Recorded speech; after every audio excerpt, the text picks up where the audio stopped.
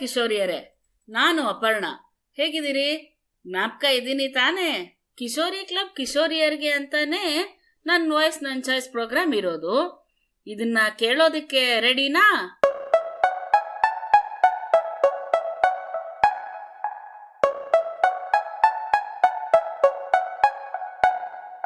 ಹೊಸ ಹೊಸ ಐಡಿಯಾ, ಹೊಸ ಹೊಸ ಡ್ರೀಮ್ಸ್, ನಾವು ಬಂದ್ವಿ ಇಲ್ಲಿ ನಮ್ದೇ ಸೀನ್ಸ್. ಹೊಸ ಹೊಸ ಐಡಿಯಾ, ಹೊಸ ಹೊಸ ಡ್ರೀಮ್ಸ್, ನಾವು ಬಂದ್ವಿ ಇಲ್ಲಿ ನಮ್ದೇ ಸೀನ್ಸ್. ಇದು ನನ್ ವಾಯ್ಸ್, ಇದು ನನ್ ಚಾಯ್ಸ್, ಇದು ನನ್ ವಾಯ್ಸ್, ಇದು ನನ್ ಚಾಯ್ಸ್. ನಂಗೇನ್ ಬೇಕು ಮಾಹಿತಿ, ಇನ್ನೇನ್ ಬೇಕು ಐಡಿಯಾಸ್, ಅದಕ್ಕೇನ್ ಬೇಕು ವೇದಿಕೆ. So come and put your hands up, sing with me now. ಇದು ನನ್ ವಾಯ್ಸ್, ಇದು ನನ್ ಚಾಯ್ಸ್, ಇದು ನನ್ ವಾಯ್ಸ್, ಇದು ನನ್ ಚಾಯ್ಸ್. ಮೊನ್ನೆ ನಿಮ್ ಥರದ್ದೇ ಕಿಶೋರಿ ಪವಿತ್ರ ಅವ್ರ ಕಿಶೋರಿ ಕ್ಲಬ್ ಫೆಸಿಲಿಟೇಟರ್ ಹತ್ರ ಯಾವುದೋ ವಿಷಯದ ಬಗ್ಗೆ ಯಾಕೆ ಈ ತರ ಆಗತ್ತೆ, ಈ ತರ ಆಗ್ಬಾರ್ದು ಅಂದ್ರೆ ಏನ್ ಮಾಡ್ಬೇಕು ಅಂತ ಎಲ್ಲರೂ ಮಾತಾಡ್ಬೇಕಲ್ವಾ ಅಂತ ತುಂಬಾ ಕೇಳಿದ್ಲಂತೆ. ಅದಕ್ಕೆ ಗುಣಾಂಬ ಮೇಡಮ್ ಹೇಳಿದ್ರು, ಕೆಲವರು ಕಿಶೋರಿಯರು ನನ್ ವಾಯ್ಸ್ ನನ್ ಚಾಯ್ಸ್ ಕಾರ್ಯಕ್ರಮದಲ್ಲಿ ಮಾತಾಡ್ತಾರೆ ಅಂತ. ಅವ್ರು ಏನ್ ಮಾತಾಡ್ತಾರೆ ಅಂತ ಕೇಳೋಣ ಬನ್ನಿ.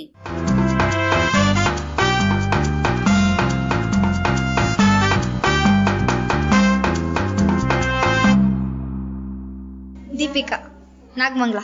ನಾನು 9th ತರಗತಿಯಲ್ಲಿ ಓದ್ತಿದ್ದೀನಿ. ಲಾವಣ್ಯ, 9ನೇ ತರಗತಿ, ಹೆಮ್ಮೆ ಕೊಪ್ಪಲು. ಗಂಡು ಅಂದ್ರೆ ಬಾಯ್ಸ್ ಎಲ್ಲಾದ್ರಲ್ಲೂ ಅವರೇ ಅಂತ ಅವರೇ ಗ್ರೇಡ್ ಪಡ್ಕೋಬಾರ್ದು. ಹುಡ್ಗಿರ್ಗೂ ಏನು ಆಗಲ್ಲ ಅಂತ ಇರ್ಬಾರ್ದು. ಅವರು ಬರೀ ಪಾತ್ರೆ ತೊಳೆಯಕ್ಕೆ, ಅಡ್ಗೆ ಮಾಡಕ್ಕೆ, ಬಟ್ಟೆ ಒಗೆಯಕ್ಕೆ, ಅವರು ಬಾಯ್ಸ್ ಏನು ತಂದಾಕ್ತಾರ ಅದನ್ನೇ ತಿನ್ನೋ ತರ ಇರ್ಬಾರ್ದು.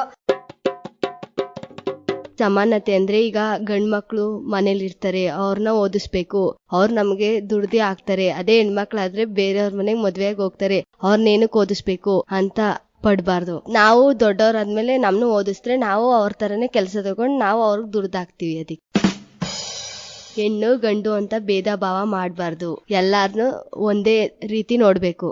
ನಾವು ಗರ್ಲ್ಸು ಎಲ್ಲ ಮಾಡ್ಬೋದು ಅಂತ ತೋರಿಸ್ಬೇಕು. ಆಮೇಲೆ ಗರ್ಲ್ಸ್ಗೂ ಬಾಯ್ಸ್ಗೂ ಭೇದ ಭಾವ ಮಾಡ್ಬಾರ್ದು.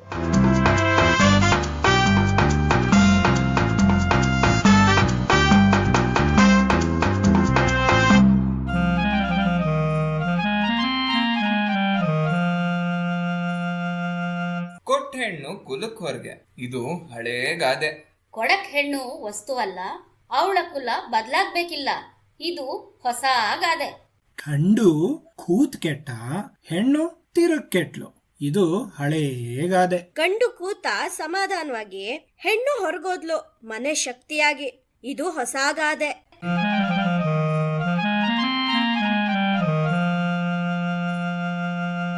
ಈಗ ಮಜ್ವಾದ ವಿಷಯ ಒಂದು ತಿಳ್ಕೊಳ್ಳೋ ಟೈಮು. ಏನದು? ಗೆಸ್ ಮಾಡಿ ನೋಡೋಣ.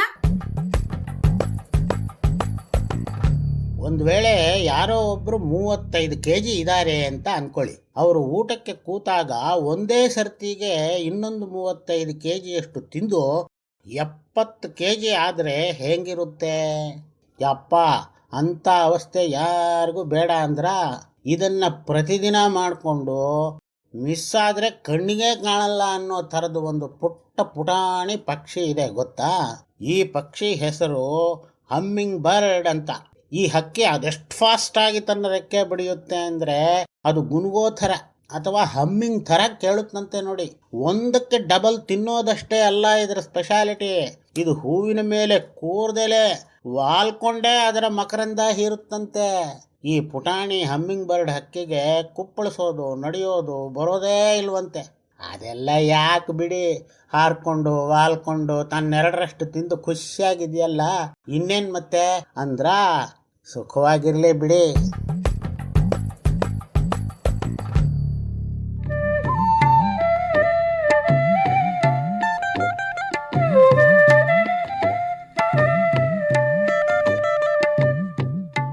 ಪ್ರೀತಿಯ ಗಾಳಿ ಬೀಸುತ್ತಿದೆ ಹಟ್ಟಿ ಮೊಹಲ್ಲಗಳ ನಡುವೆ, ಗಡಿಗಳ ಮೀರಿ ಗೆಳೆತನವ ಮಾಡೋಣ ಬಾ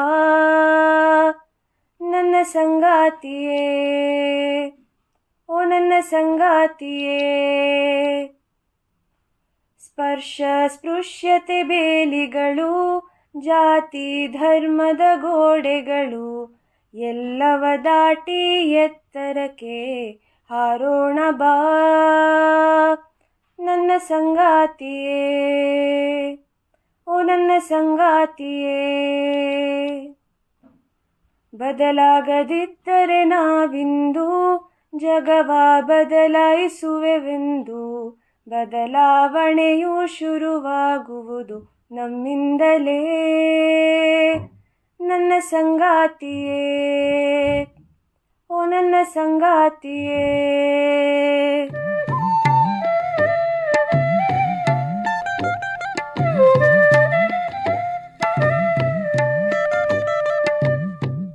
ನಮ್ ಕಿಶ್ವರ್ ಸಮರೀನ್ ಮೇಡಮು ಏನ್ ಹೇಳ್ತಿದ್ರು ಗೊತ್ತಾ?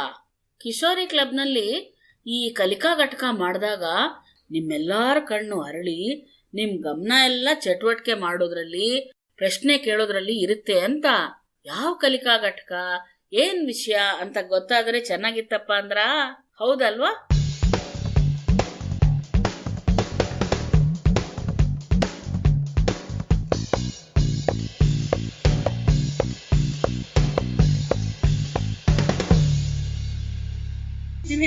ನನ್ನ ಹೆಸರು ನೇಹಾ ಅಂತ. ನಾನು 9ನೇ ತರಗತಿ ಓದ್ತಾ ಇದ್ದೀನಿ. ನಾನು ಸರ್ಕಾರಿ ಪ್ರೌಢಶಾಲೆ ಒಂಬರಗಳ್ಳಿ ಓದ್ತಾ ಇದ್ದೀನಿ. ನನ್ನ ಹೆಸರು ಪಾರ್ವತಿ ಅಂತ. ನಾನು 9ನೇ ತರಗತಿ ಸಿ ವಿಭಾಗದಲ್ಲಿ ಓದ್ತಾ ಇದ್ದೀನಿ, GHS ಹೊಮ್ಮರಗಳ್ಳಿ ಸ್ಕೂಲಿಂದ. ನನ್ನ ಹೆಸರು ಸೌಂದರ್ಯ ಅಂತ. ನಾನು ಸರ್ಕಾರಿ ಪ್ರೌಢಶಾಲೆ ಒಂಬರಗಳ್ಳಿಯಲ್ಲಿ ಓದುತ್ತೀನಿ. ನನ್ನ ಹೆಸರು ಪ್ರೀತಿ ಅಂತ. ನಾನು 9ನೇ ತರಗತಿಯಲ್ಲಿ ಓದುತ್ತಿದ್ದೇನೆ, ಸರ್ಕಾರಿ ಪ್ರೌಢಶಾಲೆಯಲ್ಲಿ ವ್ಯಾಸಂಗ ಮಾಡುತ್ತೇನೆ. ನನ್ನ ಹೆಸರು ದಿವ್ಯಾ ಅಂತ. 9ನೇ ತರಗತಿ ಪ್ರೌಢಶಾಲೆ ಒಂಬರಗಳ್ಳಿ. ನನ್ನ ಹೆಸರು ಗಿರಿಜಾ ಅಂತ. 9ನೇ ತರಗತಿ ಸರ್ಕಾರಿ ಪ್ರೌಢಶಾಲೆ ವಿಭಾಗದಲ್ಲಿ ಓದುತ್ತೀನಿ.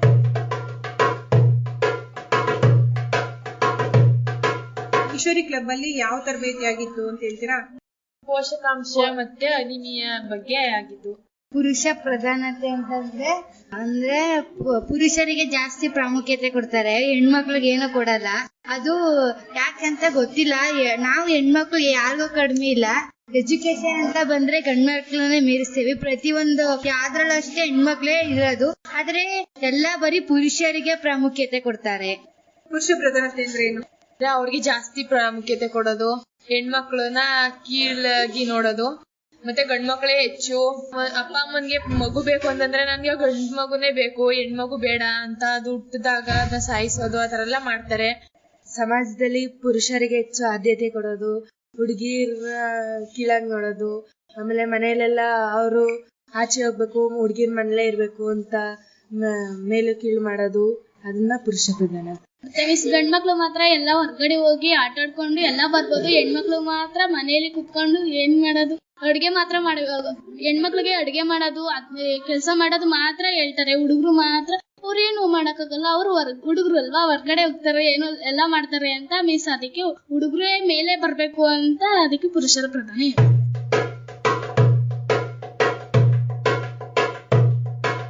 ಈಗ ಪುರುಷ ಪ್ರಧಾನತೆ ಅನ್ನೋದು ಎಲ್ಲಿಂದ ಸ್ಟಾರ್ಟ್ ಆಯ್ತು ಅಂತ ಹೇಳ್ತೀರಾ? ಅದು ಹಿರಿಯರಿಂದ. ಗಂಡ್ ಪಾಪ ಹೋಯ್ತು, ನಾನು ಉದ್ಧಾರ ಮಾಡ್ತಾನೆ ಅವನು, ಇವಳು ಏನ್ ಮಾಡಲ್ಲ, ಅವ್ಳು ಮದುವೆ ಮಾಡಿ ಕಳ್ಸೋದು ಅಂದ್ಬಿಟ್ಟು ಬರೀ ಬಾಯ್ಸ್ಗೆ ಜಾಸ್ತಿ ಕೊಡ್ತಾರೆ. ಅವ್ನಿಗೆ ಕ್ರಿಕೆಟ್ ಆಗಿರ್ಬೋದು, ಹೆಣ್ಮಕ್ಳಿಗೆ ಅಡ್ಗೆ ಮಾಡು, ಬಟ್ಟೆ ಹೋಗಿ ಅಂತಾರೆ, ಅವ್ರಿಗೆ ಓದು ಅಂತಾರೆ. ಹುಡ್ಗಿರ್ ಮಾತ್ರ ನೀನ್ ಓದೋದೇನ್ ಬೇಡ, ನಿನ್ನೆ 3 ವರ್ಷ ತುಂಬ ತಕ್ಷಣ ಮದುವೆ ಮಾಡಿ ಕಳಿಸ್ತೀನಿ ಅಂತ ಅಂತಾರೆ. ಹಂಗೆ ಬಂದಿರೋದು ಅಂತ ಅನ್ಕೋತೀನಿ. ಮತ್ತೆ ಶಾಲೆ ಕಡೆಯಿಂದ ಪ್ರವಾಸ ಏನಾರು ಬಂದ್ರೆ ಬರೀ ಗಂಡ್ಮಕ್ಳು ಮಾತ್ರ ಹೋಗ್ಬೋದು. 5 ದಿನ 6 ದಿನ ಆತರ ಇದ್ರೆ ಗಂಡ್ಮಕ್ಳು ಮಾತ್ರ ಕಳ್ಸಿ, ಹೆಣ್ಮಕ್ಳನ್ನ ಕಳ್ಸೋದ್ ಬೇಡ, ಅವಳ ಮನೇಲೇ ಇರ್ಲಿ, ಸ್ಕೂಲ್ಗೆ ಹೋಗೋದ್ ಬೇಡ, ಗಂಡ್ಮಕ್ಳು ಮಾತ್ರ ಪ್ರವಾಸ ಎಲ್ ಬೇಕಾದ್ರೂ ಹೋಗ್ಲಿ ಅಂತ ಹೇಳ್ತಾರೆ. ಗಂಡ್ಮಕ್ಳು ಅಂತ ಬಂದ್ರೆ ಚಿಕ್ಕದ್ರಿಂದ ಯಾವಾಗ್ಲೂ ಹಂಗೆ. ಹುಡುಗಿರು ಅಂತ ಬಂದ್ರೆ 16 ವರ್ಷ ತುಂಬ್ತಿದಂಗೆ ಅವ್ರನ್ನ ಮದ್ವೆ ಮಾಡಿ ಕಳಿಸ್ಬಿಡ್ತಾರೆ. ಗಂಡ್ಮಕ್ಳಾದ್ರೆ ಇವನು ನಮ್ಮನ್ನ ಉಡ್ಸಿದ್ರೆ ಸಾಕ್ತಾನೆ ಅನ್ನೋದ್ರಿಂದ ಬಂದಿದೆ ಅಂತ. ಅದು ಕುಟುಂಬದಲ್ಲೇ ಬಂದ್ಬಿಡುತ್ತೆ. ಗಂಡ್ಮಕ್ಳೇ ಫಸ್ಟ್, ಗಂಡ್ಮಕ್ಳು ಎಲ್ಲಾ ಮಾಡ್ತಾರೆ, ಹೆಣ್ಮಕ್ಳು ಏನ್ ಮಾಡ್ತಾರೆ ಮನೇಲಿ ಇದ್ಕೊಂಡು. ಅದಕ್ಕೆ ಅವರು ಸುಮ್ನೆ ಮದ್ವೆ ಮಾಡಿ ಕಳ್ಸೋದು ಬೆಸ್ಟ್, ಇವ್ರು ಓದಿಸಿ ಒಂದ್ ಸ್ವಲ್ಪ ಉದ್ಧಾರ ಮಾಡೋ ಅಂತ ಅಂತಾರೆ. ಅದಕ್ಕೆ ಹುಡ್ಗಿರ್ಗೆ ಅಂದ್ರೆ ಅಡ್ಗೆ ಮಾಡೋದು, ಆಟಿಕೆಗಳು ತಗೊಡ್ತಾರೆ. ಚೆಸ್ ಆಗಿರ್ಬೋದು, ಚೌಕಾಬಾರ ಆಗಿರ್ಬೋದು, ಈ ತರ ಆಟಗಳನ್ನ ತಗೊಡ್ತಾರೆ. ಹಾವು ಏಣಿ ಆಗಿರ್ಬೋದು ತಗೊಡ್ತಾರೆ. ಗಂಡ್ಮಕ್ಳಿಗಾದ್ರೆ ವಾಲಿಬಾಲ್ ಆಡು, ಕ್ರಿಕೆಟ್ ಆಡು, ಅಂತ ಎಲ್ಲ ಬಾಲು, ಕ್ರಿಕೆಟ್ ಆಟಿಕೆಗಳು ಅದನ್ನೆಲ್ಲ ತಗೊಡ್ತಾರೆ. ನಿಮ್ ಪ್ರಕಾರ ಎಲ್ಲೆಲ್ಲಿ ಈ ತರದ್ದು ಪುರುಷ ಪ್ರಧಾನತೆನ ನಾವು ನೋಡ್ತೀವಿ? ಶಾಲೆನಲ್ಲಿ ಅಂತಂದ್ರಲ್ಲ, ಶಾಲೆನಲ್ಲಿ ಏನು ಆತರ ಪುರುಷ ಪ್ರಧಾನತೆ ಕಂಡು ಬರುತ್ತೆ? ಆಟದಲ್ಲಿ ಇರ್ಬೋದು. ವಾಲಿಬಾಲ್ ಅಂದ್ರೆ ಹುಡುಗಿರು ಆಡಂಗಿಲ್ಲ, ಬರೀ ಹುಡುಗರು ಆಡ್ಬೇಕು ಅಂತ ಹುಡುಗರು ಮಾತ್ರ ಕರ್ಕೊ ಹೋಗ್ತಾರೆ. ಕ್ಲೀನಿಂಗ್ ಅಲ್ಲೂ ಬರೀ ಹುಡುಗಿರ್ನೇ ಬಿಡ್ತಾರೆ. ಕ್ಲಾಸ್ ರೂಮ್ ಕ್ಲೀನ್ ಮಾಡ್ಬೇಕಾದ್ರೆ ಬರೀ ಹುಡುಗಿರೇ ಕ್ಲೀನ್ ಮಾಡ್ಬೇಕು, ಬಾಯ್ಸ್ ಮಾತ್ರ ಕ್ಲೀನ್ ಮಾಡಂಗಿಲ್ಲ. ಅವ್ರು ಬಂದ ತಕ್ಷಣ ಓದೋದ್ರಲ್ಲಿ ಹುಡುಗಿರು ಹೆಚ್ಚು, ಆದ್ರೆ ಆಟದಲ್ಲಿ ಮಾತ್ರ ಹುಡುಗರು ಹೆಚ್ಚು. ಅದ್ ಯಾಕಂತ ಗೊತ್ತಿಲ್ಲ. ಬರೀ ಹುಡುಗಿರು ಓದಿ ಅಂತಾರೆ ಮಿಸ್ಸು, ಬಾಯ್ಸ್ ಗಳು ಮಾತ್ರ ಆಟ ಆಡೋದ್ ಬಿಡ್ತಾರೆ. ಅವ್ರ ಏನ್ ಆಟ ಆಡ್ತಾರೆ ಅದಕ್ಕೆ ಜಾಸ್ತಿ ಪ್ರೋತ್ಸಾಹ ಕೊಡ್ತಾರೆ. ಹುಡುಗಿರು ಆಟಕ್ ಮಾತ್ರ ಪ್ರೋತ್ಸಾಹ ಕೊಡಲ್ಲ ಜಾಸ್ತಿ.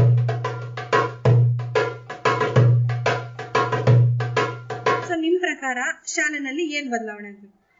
ಹೆಣ್ಮಕ್ಳು ಜಾಸ್ತಿ ಬೆಂಬಲ ಕೊಡ್ಬೇಕು. ಅವ್ರು ಯಾವ್ದ್ರಲ್ಲಿ ಮುಂದೆ ಇರ್ತಾರೆ ಅದಕ್ಕೆ ಜಾಸ್ತಿ ಪ್ರೋತ್ಸಾಹ ಕೊಡ್ಬೇಕು. ಓದೋದ್ರಲ್ಲೂ ಮುಂದೆ ಇರ್ತೀವಿ, ಅದಕ್ಕೂ ಪ್ರೋತ್ಸಾಹ ಕೊಡ್ಬೇಕು. ಈಗ ಗಂಡ್ಮಕ್ಳು ಓದಲ್ಲ, ಅವ್ರಿಗೂ ಹೇಳ್ತಾರೆ ಓದಿ ಓದಿ ಅಂತ, ಅವ್ರು ಓದಲ್ಲ. ನಮ್ಗೂ ಅದೇ ರೀತಿ ಪ್ರೋತ್ಸಾಹ ಕೊಟ್ರೆ ನಾವು ಇನ್ನೂ ಚೆನ್ನಾಗಿ ಓದ್ಬೋದು ಅಂತ ಹೇಳಕ್ ಇಷ್ಟ. ಕಸ ಗುಡಿಸ್ತೀವಿ, ಅಂದ್ರೆ ಗುಡ್ಸಿ ಮತ್ತೆ ಬೇರೆದ್ಕೆಲ್ಲ ಪ್ರೋತ್ಸಾಹ ಕೊಡ್ಬೇಕು. ಅವರು ಬರೀ ಕೆಲ್ಸನೇ ಮಾಡಕ್ಕೆ ನಾವು ಸೀಮಿತ ಅಲ್ಲ, ಓದೋದ್ರಲ್ಲೂ ನಾವು ಮುಂದೆ ಇದೀವಿ, ಇನ್ನಿತರ ಚಟುವಟಿಕೆಯಲ್ಲೂ ಕೂಡ ನಾವು ಮುಂದೆ ಇದೀವಿ, ಅದಕ್ಕೂ ಪ್ರೋತ್ಸಾಹ ಕೊಡ್ಬೇಕು. ನಮ್ಗೆ ಬಾಯ್ಸ್ ಮೇಲು ಗರ್ಲ್ಸ್ ಕೀಳು ಅಂತ ಇದ್ ಮಾಡ್ಬಾರ್ದು. ಬಾಯ್ಸು ಗದ್ದೆಗಳೆಲ್ಲ ಹೊಲದಲ್ಲೆಲ್ಲ ಹೋಗಿ ದುಡಿಬೇಕಂತ ಗರ್ಲ್ಸು ಅದೇ ಮಾಡ್ಬೇಕು. ಬಾಯ್ಸು ಅಡಿಗೆ ಪಾತ್ರೆ ಬೆಳಗೋದು ಆ ರೀತಿ ಎಲ್ಲ ಮಾಡ್ಬೇಕು. ಅದು ಬದಲಾವಣೆ ಆಗ್ಬೇಕು. ಆಮೇಲೆ ಬೇರೆ ಆಕ್ಟಿವಿಟಿ ಅದನ್ನೆಲ್ಲ ಸಮಾಜದಲ್ಲಿ ಬದಲಾವಣೆ. ಸಮಾಜದಲ್ಲಿ ಅಂತಂದ್ರೆ ಬರೀ ಬಾಯ್ಸ್ಗೆ ಇರಬಾರ್ದು. ಏನೋ ಈ ತರ ಪೊಲೀಸ್ ಆದ್ರೂ ಬರೀ ಬಾಯ್ಸ್ ಆಗ್ಬೇಕು, ಡಾಕ್ಟರು ಅವ್ರೆ ಅಂತ ಇರಬಾರ್ದು. ಹೆಣ್ಮಕ್ಳಿಗೂ ಅಷ್ಟೇ ಕೊಡ್ಬೇಕು. ಏನಾರ ಆತರ ಬೆಂಬಲ ಕೊಟ್ರೆ ಬಾಯ್ಸ್ಗಿಂತ ಹೆಣ್ಮಕ್ಳಿಗೆ ಸ್ಟ್ರಾಂಗ್ ಅಂತ ನಾವು ತೋರಿಸ್ತೀವಿ.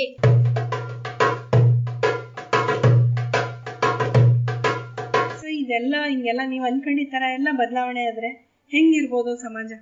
ಆಗ ಸಮಾಜ ಹೆಣ್ಮಕ್ಳಿಗೆ ಜಾಸ್ತಿ ಇರುವುದರಿಂದ ಸಮಾಜ ನಾವು ಇನ್ನು ಮುಂದೆ ಎತ್ತಿ ಹಿಡಿತೀವಿ. ಸಮಾಜನ ಎಲ್ಲುವೆ ಅತ್ಯಾಚಾರ ಆದಷ್ಟು ಕಡಿಮೆ ಮಾಡ್ತೀವಿ.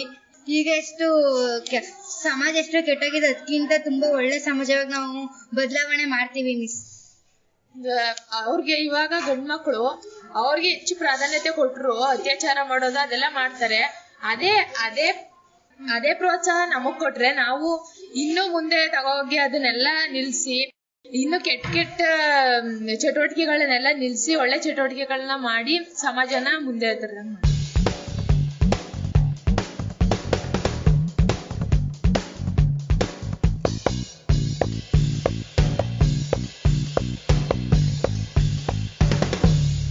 ಈಗ ನೀವು ಹೊಸ ಪದ ಮತ್ತೆ ಅದರ ಅರ್ಥ ತಿಳ್ಕೊಳ್ಳೋ ಟೈಮು. ತಿಳ್ಕೊಳ್ಳೋದೊಂದೇ ಅಲ್ಲ, ಅದನ್ನ ನಿಮ್ಗೆ ಹೇಳೋ ಚಿನ್ಮಯಿ ಮೇಡಮ್ ವಾಯ್ಸ್ ಕೂಡ ನಿಮ್ಗೆ ಇಷ್ಟ ಆಗ್ಬೋದು. ಅಯ್ಯಯ್ಯೋ, ಬೇಗ ಕೇಳಿಸಿ ಅಂದ್ರ ನಡೀರಿ ಮತ್ತೆ.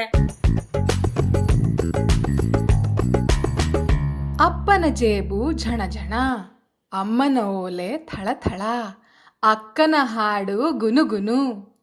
ಇದೇನಪ್ಪ ಇದು? 1ನೇ ಕ್ಲಾಸಿನ ಕನ್ನಡದ ಪಾಠ ಜ್ಞಾಪಕ ಮಾಡ್ಕೊಂಡ್ರ ಅಂದ್ರ? ಅಲ್ಲೇ ಇರೋದು ಇವತ್ತಿನ ಪದದ ಮಜಾ. ಇವತ್ತಿನ ಹೊಸ ಪದ ಇಂಗ್ಲಿಷ್ ಭಾಷೆದು, ಹಮ್ಮಿಂಗ್ ಅಂತ. ಇದೇನಂತ ಅರ್ಥ ಆಗ್ಬೇಕಂದ್ರೆ ಅಕ್ಕ ಭಾಳ ಇಂಪಾರ್ಟೆಂಟು. ಅದೇ ಗುನುಗುನು ಅಂತಿದ್ಲಲ್ಲ ಆಗ್ಲೇ ಅವಳು. ಯಾಕೆಂದ್ರೆ ಹಮ್ಮಿಂಗ್ ಪದದ ಅರ್ಥ ಗುನುಗೋದು ಅಂತ. ನಾವೆಲ್ಲರೂ ಹಮ್ಮಿಂಗ್ ಮಾಡ್ತಾನೆ ಇರ್ತೀವಲ್ವಾ ಹಾಡು ಇಷ್ಟ ಆಗಿದೆ ಅಂದ್ರೆ. ನಮ್ಮೆಲ್ರಿಗೂ ಇದು ನಿಜಾನೇ, ನಮ್ಮ ಹಾಡು ಗುನುಗುನು ಅಂತ ಅಲ್ಲ, ನಮ್ಮ ಹಾಡು ಹಮ್ಮಿಂಗ್ ಅಂತ ತಾನೆ. ಮೊನ್ನೆ ನಮ್ ರೇಖಾ ಮೇಡಮ್ ಸಿಕ್ಕಿ ನಮ್ ಕಿಶೋರಿಯರು ಮಾತಾಡ್ತಾರಂತೆ ನೋಡಿ ಅಂತ ಅಂದ್ರ. ಇದೇ ತರ ನಿಮ್ಮೆಲ್ಲರ ಡಿಮ್ಯಾಂಡ್ ಬಂದಿದ್ದಕ್ಕೆ ನಾವು ಕೆಲವರು ಕಿಶೋರಿಯರ್ನ ಬನ್ನಿ ಮಾತಾಡಿ ಅಂತ ಕರ್ಸಿದೀವಿ. ಅವರು ಡೋಂಟ್ ವರಿ, ನಮ್ ಫ್ರೆಂಡ್ಸ್ ಎಲ್ಲಾರ್ಗು ನಮ್ಮ ಮಾತು ಇಷ್ಟ ಆಗೇ ಆಗತ್ತೆ ಅಂತ ಅಂದ್ರು. ಅದು ನಿಜಾನ ಸುಳ್ಳ ಕೇಳಿ ಡಿಸೈಡ್ ಮಾಡೋಣ ಬನ್ನಿ.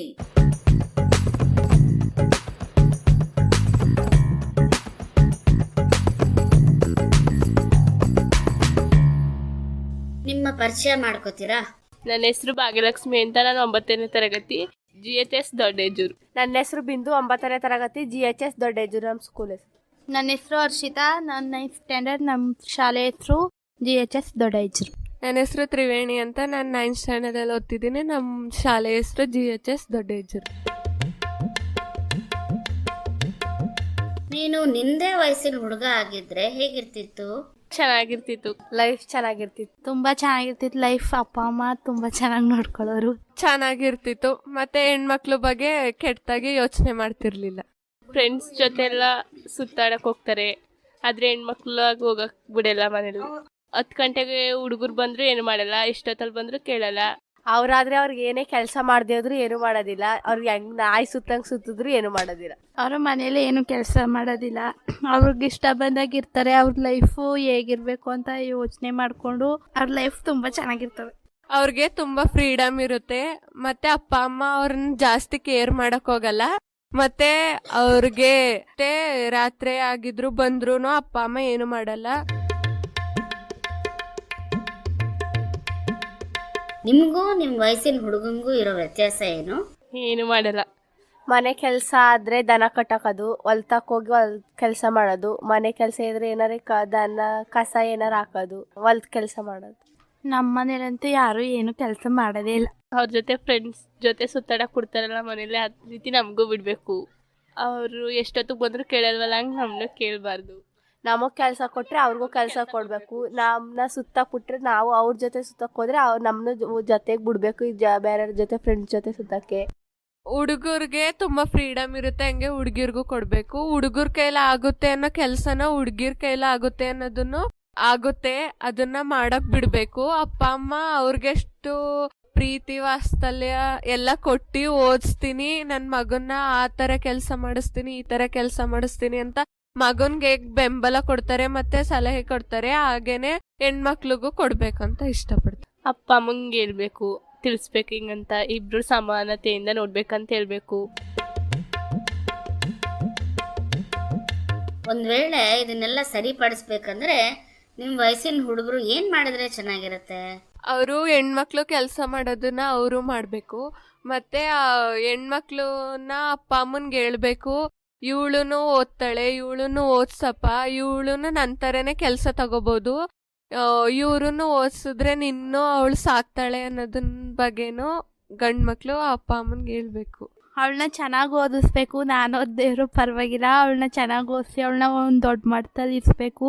ಅವಳಿಗೆ ಇವಾಗಲೇ ಮದುವೆ ಮಾಡೋದು ಬೇಡ. ಅವಳು ಓದಿ ಚೆನ್ನಾಗಿ ಕೆಲಸ ತಗೊಂಡು ಅವಳು ಕೆಲಸ ಮಾಡಿ ಅವರು ನಮಗೆ ನಿಮ್ಮ ಅಪ್ಪ ಅಮ್ಮನಿಗೆಲ್ಲ ಖುಷಿ ಕೊಡಬೇಕು ಅಂತ ಹೇಳ್ಬೇಕು. ನಮ್ಮ ಅಣ್ಣದಿರಾಗಲಿ ಅಪ್ಪದಿರಾಗಲಿ ಯಾರೇ ಆಗಲಿ ಆ ಥರ ಹೇಳ್ಬೇಕು. ನಮಗೆ ಅಣ್ಣನ ಜೊತೆ ತುಂಬ ಪ್ರೀತಿಯಿಂದ ಇರಬೇಕು. ಫಸ್ಟು ಅಣ್ಣನ ನಂಬಿಕೆ ಗಳಿಸ್ಕೋಬೇಕು. ಆಮೇಲೆ ಅಣ್ಣ ನಮ್ಮನ್ನ ಎಲ್ಲೇ ಕಳಿಸಿದ್ರು ಅವ್ರು ಹೆದರ್ಕೋಬಾರ್ದು. ನನ್ನ ತಂಗಿ ಎಲ್ಲೇ ಹೋದ್ರು ಸುರಕ್ಷಿತವಾಗಿರ್ತಾಳೆ, ನನ್ನ ನಂಬಿಕೆ ಉಳಿಸ್ತಾಳೆ ಅನ್ನೋ ಥರ ಇರಬೇಕು. ನಿನ್ ಮಾತನ್ನ ಕೇಳ್ತಿರೋ ನಿನ್ ಫ್ರೆಂಡ್ಸ್ಗೆ ಏನ್ ಹೇಳೋದಕ್ಕೆ ಇಷ್ಟಪಡ್ತೀಯಾ? ನಾವು ಕಲ್ತ್ಕೊಂಡಿರೋ ಅಂತ ವಿಷಯಗಳನ್ನ ನೀವು ಹೆಚ್ಚು ಆಸಕ್ತಿಯಿಂದ ಕಲ್ತ್ಕೊಳ್ಳಿ. ಮತ್ತೆ ನೀವು ಅಷ್ಟೇ ಅಪ್ಪ ಅಮ್ಮನ್ಗೆ ಹೇಳ್ಬೇಕು, ಅಪ್ಪ ನಮಗೂ ಫ್ರೀಡಮ್ ಕೊಡಪ್ಪ, ಅಣ್ಣನಷ್ಟೇ ನಾನು ಓದಿ ನಾನು ಕೆಲಸ ತಗೋತೀನಿ ಅಂತ. ಮತ್ತೆ ಅವ್ರೂ ಚೆನ್ನಾಗಿ ಓದಿ ಯಾವುದೇ ಕಡೆನೂ ಆಸಕ್ತಿ ತೋರಿಸ್ತೇನೆ, ಓದೋ ಕಡೆ ಆಸಕ್ತಿ ತೋರಿಸಿ ಅಪ್ಪ ಅಮ್ಮನ್ಗೆ ಒಳ್ಳೆ ಹೆಸರು ತರಬೇಕು. ನನ್ನ ಮಾತು ಕೇಳಿಸ್ಕೊತಿರೋ ಕಿಶೋರಿಯರಿಗೆ ಹೇಳೋದೊಂದೇ, ಮನೆಯವ್ರ ನಂಬಿಕೆ ಫಸ್ಟ್ ಗಳಿಸ್ಕೋಬೇಕು. ಅವ್ರ ನಂಬಿಕೆ ಗಳಿಸ್ಕೊಂಡ್ರೆ ನಾವು ಏನು ಬೇಕಾದರೂ ಸಾಧನೆ ಮಾಡ್ಬೋದು.